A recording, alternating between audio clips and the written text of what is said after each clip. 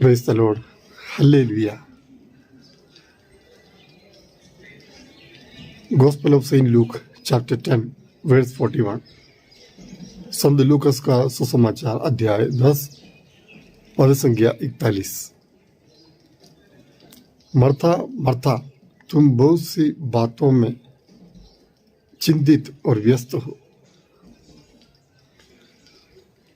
तुम बहुत सी बातों में चिंतित और व्यस्त हो। यीशु मर्था और मरियम के घर आते हैं। मर्था ने उसका स्वागत किया। मरियम उनके चरणों पर बैठकर प्रभु की बातें सुन रही हैं, जबकि मर्था प्रभु यीशु की सेवा सत्कार में जुड़ी हुई है। कुछ देर बाद मर्था आकर यीशु से ये शिकायत करती है कि देखिए, इसने, मेरी बहन ने सेवा सत्कार का भार मुझ पर ही छोड़ दिया है। अब इससे कहिए कि वो मेरी मदद करे। उस समय यीशु मर्था से कहती है, तुम बहुत सी बातों में निरर्थक चिंतित और व्यस्त हो। और वह मरियम को सराहते हुए कहते हैं कि उसने उत्तम भाग चुन लिया है। कई प्रभु हमारे जीवन में भी इसी प्रकार कहना चाहते हैं, तुम बहुत सी बातों में चिंतित और व्यस्त हो। जबकि प्रभु हमारे जीवन में आते हैं, ईश्वर हमारे जीवन में आते हैं, उस समय हमें उनको सुनना चाहिए, उनके चरणों पर बैठना चाहिए।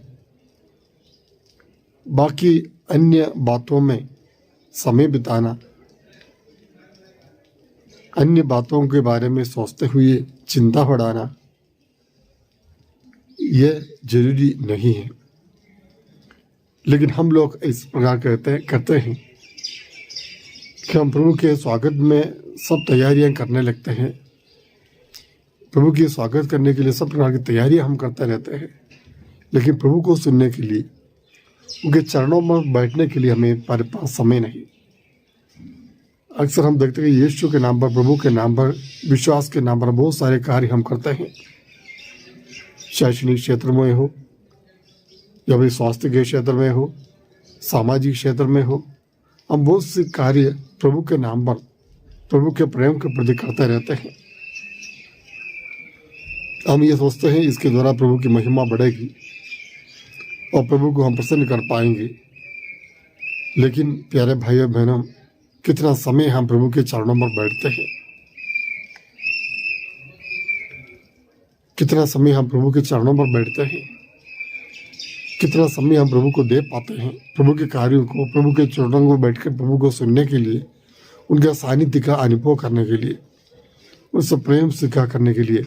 अगर हम समय नहीं दे पाते हैं तो हमारा सारा काम व्यर्थ है।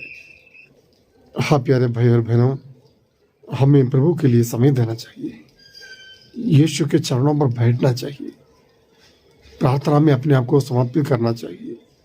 जिस व्यक्ति के जीवन में प्रार्थना नहीं है, जिस व्यक्ति के जीवन में प्रभु के साथ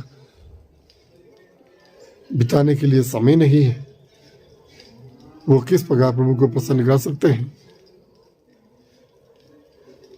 तो हम विश्वास के कारण बहुत सारी बातों को हम भूलते हैं, बहुत सारी बातें हम करते हैं, लेकिन आवश्यक बातों को हम भूलते हैं। प्रार्थना में समय पर उपस्थित रहना, पारिवारिक प्रार्थना में शामिल होना, बाइबल पढ़ना, अपने हृदय को साफ करना पाप स्वीकार द्वारा, ये सब बातें हम भूलते हैं और बाकी सजावट में, अन्य कार्यों में हम लगे रहते हैं। अपने आप को धार्मिक दिखाने के लिए प्रयास करते रहते हैं, लेकिन अपने आप को प्रभु के चरणों में समर्पित करना, रखना बहुत आवश्यक है। प्यारे भाई और बहनों, उसके लिए कोशिश करना चाहिए, प्रयास करना चाहिए। आइए हम प्रार्थना करें। हाँ पिता परमेश्वर, आपने हमें जो जीवन दिया उसके लिए आपको धन्यवाद देते प्रभु।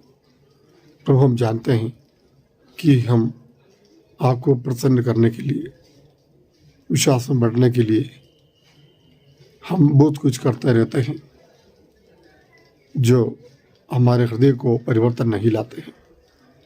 हाँ प्रभु, मेरे हृदय में परिवर्तन लाने वाला वाली बात यह है कि मैं आपके साथ समय बिताऊं। प्रार्थना की कृपा हम सबको प्रदान कीजिए प्रभु। जिनके जीवन में प्रार्थना का अभाव है, जो भी रुकावटें उनके जीवन में है, उसको सब निकाल कर प्रार्थना करने का मन, आपके साथ समय बिताने के लिए कृपा हम सबको, उन सबको प्रदान कीजिए। आमीन। सर्वशक्तिमान ईश्वर पिता और पुत्र और पवित्र आत्मा आपको आशीर्वाद प्रदान करे। आमीन।